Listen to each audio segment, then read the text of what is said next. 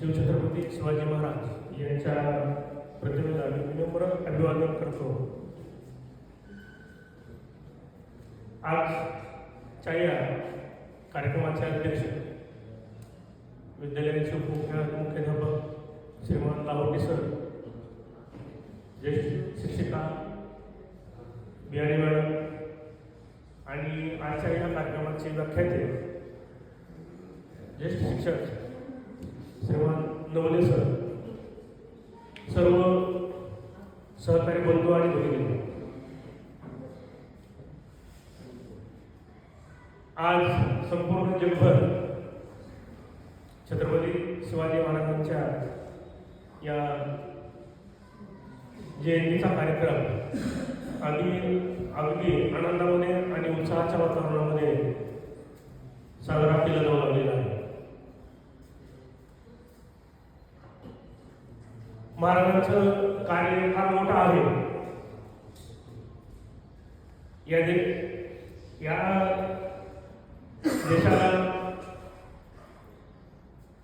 या ठिकाणच्या रयतेला, जनतेला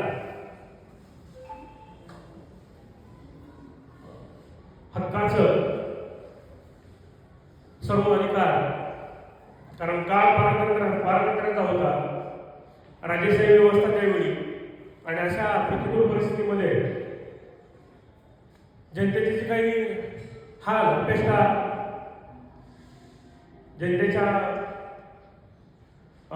जनतेवर केले जाणारे अत्याचार, म्हणजे अशी विदारक परिस्थिती. पण या सर्व विदारक परिस्थितीच्या विरोधामध्ये सहकारी बंधूंनो, प्रवाहाच्या बरोबर चालणं सोपं असतं, पण प्रवाहाच्या विरोधामध्ये चालायचं तिथं खरी कसरत असते, तिथं खरा माणसाचा कस लागतो. आणि हेच प्रतिकूल परिस्थितीमध्ये प्रवाहाच्या विरोधामध्ये जाऊन छत्रपती शिवाजी महाराजांनी रयतेचं राज्य या ठिकाणी, म्हणजे खऱ्या अर्थानं लोकशाहीची मुहूर्तवेळ छत्रपती शिवाजी महाराजांनी त्यावेळी रोवली. आणि त्याच अनुषंगाने त्यांचा तो जो वारसा आहे, वसा आहे, तो पुढे डॉक्टर बाबासाहेब आंबेडकरांनी घटनेच्या माध्यमातून या ठिकाणी त्यांचं स्वप्न छत्रपती शिवाजी महाराजांचं पूर्ण करण्याचं काम डॉक्टर बाबासाहेब आंबेडकरांनी केलं असं मी म्हणेन. आणि त्या अनुषंगाने मी आपल्याशी थोडक्यात या ठिकाणी, आपण सर्व या देशाचे नागरिक आहोत, आधारस्तंभ आहोत. आपल्यावरती ही पिढी घडवण्याचं काम आहे. या देशाला घडविण्यामध्ये फार मोठं बलिदान आपल्या पूर्वजांनी, आपल्या वंशजांनी दिलेलं आहे. आणि त्या बळावरती हा देश उभा राहिलेला आहे. आणि अशा या स्वतंत्र भारतामध्ये स्वतंत्र नागरिक म्हणून जगण्याचा, वावरण्याचा हक्क आपल्याला या ठिकाणी मिळालेला आहे. आणि त्या रूपानं आज या देशाचे प्रतिनिधी म्हणून एक देशाची पिढी घडवण्याचं, या देशाचं आधारस्तंभ घडवण्याचं काम या ठिकाणी आपण करतोय. आपल्यावरती जबाबदारी आहे. आणि त्या जबाबदारीची जाण आणि भान आपण ठेवून आपण निरपेक्ष भावनेनं आपण विद्यार्थी घडवावे. विद्यार्थ्यांना त्या पद्धतीचं शिक्षण आपण सर्वांनी द्यावं, ही आपली जबाबदारी आहे. परिस्थिती बदलत चाललेली आहे. दिवसेंदिवस एक समाज दुसऱ्या समाजाच्या विरोधामध्ये या ठिकाणी, म्हणजे वातावरण गढूळ करण्याचं काम किंवा भडकवण्याचं काम या ठिकाणी करतो आहे.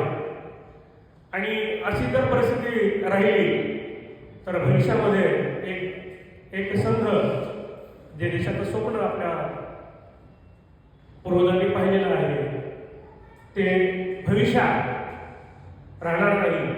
आणि म्हणून एक संघ देश ठेवायचा असेल तर तुमची आमची जबाबदारी आहे की आपण या ठिकाणी असा धर्मनिरपेक्ष समाजवादी आणि एकोपा कायम ठेवून वाहणारा समाज आणि त्या समाजाचे प्रतिनिधी आपण या ठिकाणी निर्माण करावे, निर्माण व्हावे, यासाठी आपण विद्यार्थ्यांवरती कशा प्रकारचे विचार, कशा प्रकारची जी काही जाण आहे ती विद्यार्थ्यांना द्यावी आणि त्यानुसार आपण या देशाला घडवण्याचं आणि या देशाचं संरक्षण करण्याचं काम आपण सर्वांनी करावं.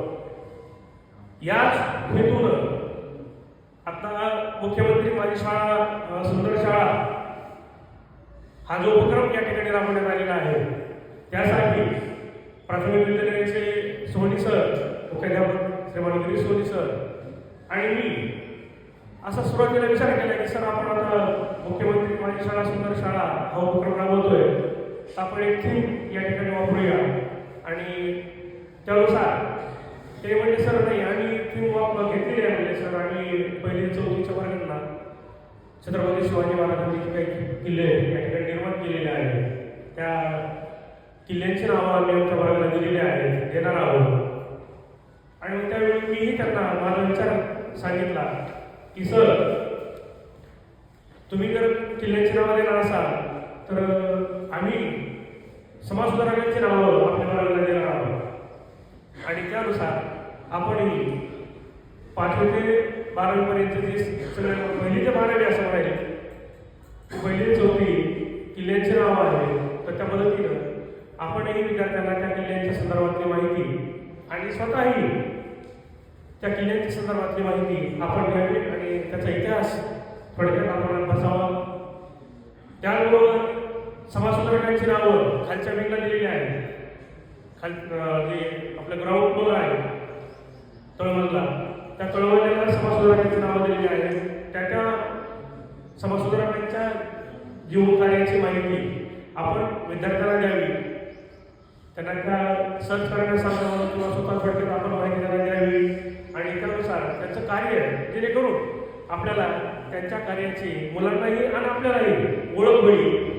जेणेकरून कारण आता हे सर्व जे काम आहे थोडंसं विस्मरणात वळलेलं आहे, जसं काळ बदलत चाललेलं आहे तसं या देशाला ज्यांनी ज्यांनी घडवलं अशा घडवणाऱ्यांना आपण विसरून चाललेलो आहोत. असे प्रकारची एक निर्मिती किंवा अशा प्रकारचं एक माहोल या मोबाईलच्या आणि आता डिजिटल युगाच्या काळामध्ये होऊ लागलेला आहे. आणि मग त्या अनुषंगाने आपण ही थीम वापरलेली आहे. म्हणजे सेकंड फ्लोर आहे दुसरा मजला, त्याला आपण शास्त्रज्ञ आणि गणितज्ञ यांची नावं दिलेली आहेत. कारण तो सेकंड फ्लोर जो आहे तो 8वी 9वी 10वीचे वर्ग आहेत आणि त्या अनुषंगाने त्या ठिकाणी थोडंसं शास्त्रज्ञ आणि गणितज्ञ, कारण यांच्याविषयीची माहिती मिळवणं आणि हे करणं थोडंसं अवघड आहे, कठीण आहे लक्षात ठेवणं. आणि म्हणून वरच्या वर्गासाठी ही थीम त्या ठिकाणी वापरलेली आहे. त्याचीही जाणीव आपण सर्व शिक्षकांनी, गणिताचे शिक्षक म्हणून नाही तर सर्वांनी ज्या ज्या वर्गाला दिलेली आहे त्या त्या पुरुषांना महापुरुषांच्या त्या विचारवंतांच्या आणि शास्त्रज्ञांची माहिती आपण स्वतः मिळवून विद्यार्थ्यांपर्यंत पोहोचावी. याच हेतून आपण ही थीम वापरलेली आहे. थोडक्यात महाराजांचं कार्य फार मोठं आहे. त्यांच्या कार्याचा जर गुंतवणूक करत राहिलो तर आपल्या दोषही पुरणार नाही.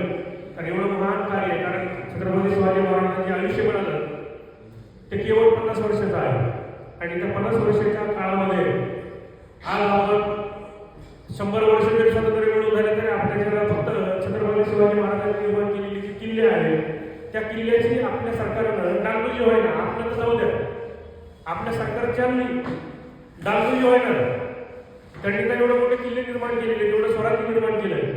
जवळजवळ 361 आता मागे पुढे कमी जास्त आहे 361 किल्ले, त्यापैकी 12 किल्ले त्यांनी स्वतः निर्माण केलेले आहेत, बांधलेले आहेत. आपल्याला एक घर बांधता होत नाही आयुष्यामध्ये, अशा प्रकारची अवस्था.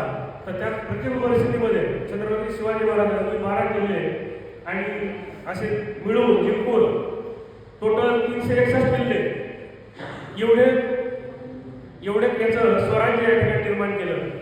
दक्षिण ते पार याच्यापर्यंत म्हणायला हरकत नाही, उत्तरेपर्यंत अगदी पार झेंडा रोवण्याचं काम या संभ्रमामध्ये मराठी सत्तेने केलेलं आहे. तर या कार्यास परत एकदा मी नतमस्तक होऊन